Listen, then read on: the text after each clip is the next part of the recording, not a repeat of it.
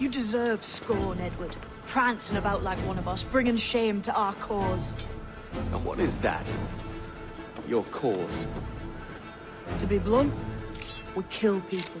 Each new chapter in the Assassin's Creed story brings us to a new place and a new era, but Assassin's Creed 4 Black Flag was the first to give us an entirely new way of getting there. Moving back in time from the American Revolution to the Golden Age of piracy, Assassin's Creed 4 Black Flag introduced a Caribbean playground with, sorry, got a little distracted.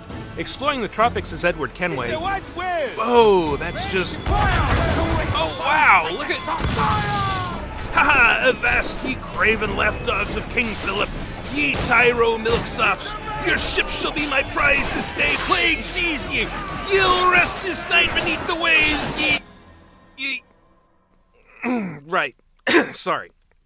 Assassin's Creed 4 Black Flag gave players a big open ocean in which to essentially run amok, combining the fantasies of being an assassin and being a pirate into one big sandbox with 3 major cities, countless islands to explore, and no shortage of ships to battle and capture.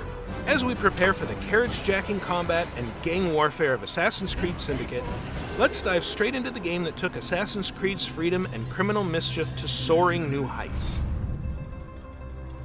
All it takes is a few drops of blood, sweat, and a swatch of cloth. We fly no colors out here. Praise the lack of them. If it's not obvious by now, the big shift here was a focus on naval combat and exploration. Piloting a ship through aquatic battles wasn't exactly new to this series, having been introduced in Assassin's Creed 3, but where Connor's Aquila was bound to linear missions, Edward Kenway's more heavily armed jackdaw sailed in an open world of colonial cities, sea forts, and randomized vessels that you were free to attack and plunder. We intend to take all that you own. Piracy was a 3-step process. First, you'd need to find a suitable target with Edward's spyglass, then hammer your prey with different kinds of cannon shot. Once its masts were splintered and it was dead in the water, you could swing over to fight its crew and strike its colors. Or if you were in a hurry, sink the ship with another volley and scoop up whatever bits of cargo were left floating on the waves. Taking either course of action often enough meant having to deal with pirate hunters. But if you'd been properly upgrading the jackdaw, this just meant more fighting and more loot. Ships you'd captured through piracy could even be added to your personal fleet and sent on missions throughout the Caribbean, which also introduced a strategic side game about clearing their paths through RPG-esque battles. Roaming the Caribbean wasn't just about high-seas robbery. When you weren't passing the time by listening to your crew sing collectible sea shanties, what will they do with the drunken sailor? The open ocean offered no shortage of little islands and villages to explore.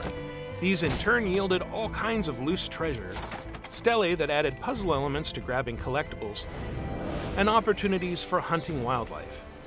Gathering pelts and other animal parts was also vital to the new crafting system. Taking a page from Far Cry 3, making new stuff was now straightforward and vital to upgrading Edward's health and other capabilities. Edward wasn't just confined to hunting on land either. If you spotted sharks, whales, or other prey off the starboard bow, you could lower a whaling boat and try to harpoon a huge sea beast. Tie it down! But keeping it hooked could be tricky, and if you weren't careful, you risked becoming prey instead. Look at the size of him! You could also get really up close and personal with some of these creatures by diving to the ocean floor and exploring one of 7 shipwrecks. Featuring memorably deadly challenges, these undersea environments were the Caribbean's answer to the previous game's puzzle-filled dungeons, and they continually pushed you to hunt for air barrels and experience the unique terror of hiding from huge sharks. The rewards included plans for elite ship parts, however, giving you the final upgrades needed to take on the legendary ships lurking ominously at each corner of the map. Not content to stop there, Assassin's Creed 4 Black Flag's DLC, Freedom Cry, added a new consideration to the mix: freeing slaves. At sea, this meant getting into naval battles while doing your best to minimize harm to your enemy's captives.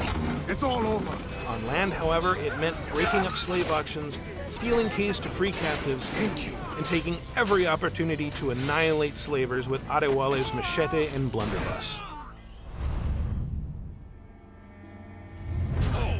While the seafaring additions were pretty substantial, Edward's ground game also offered a few improvements over Connor's. With a cutlass in each hand, he was more fearsome than any of his predecessors, able to effortlessly cut down an entire enemy crew single-handedly if that's what was needed.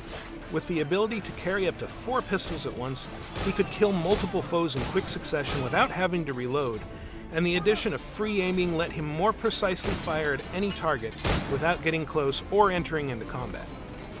A blowgun similar to Aveline's from Assassin's Creed III Liberation added non-lethal sleep and berserk darts to Edward's arsenal, and trading in weapon wheels for a streamlined inventory cross made switching between pistols, fists, and rope darts quicker than ever. Other changes were more subtle. Viewpoints became unlockable fast travel points that also revealed nearby collectibles, and Edward's eagle vision let him watch targets through walls, making it easier to stay on their trails. Well, looks like Olivier wants to meet with you. It's exciting. Assassin's Creed IV Black Flag also introduced a new direction to Assassin's Creed's modern-day storyline. With Desmond out of the picture, the focus was shifted to a new, anonymous protagonist who just happened to work for Abstergo's entertainment division.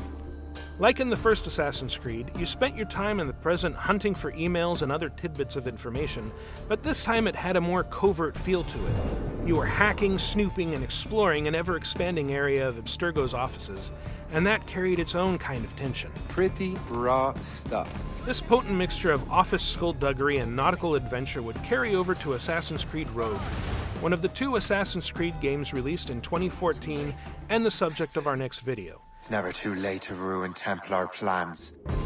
Are things really so different on the Templar side of this endless war?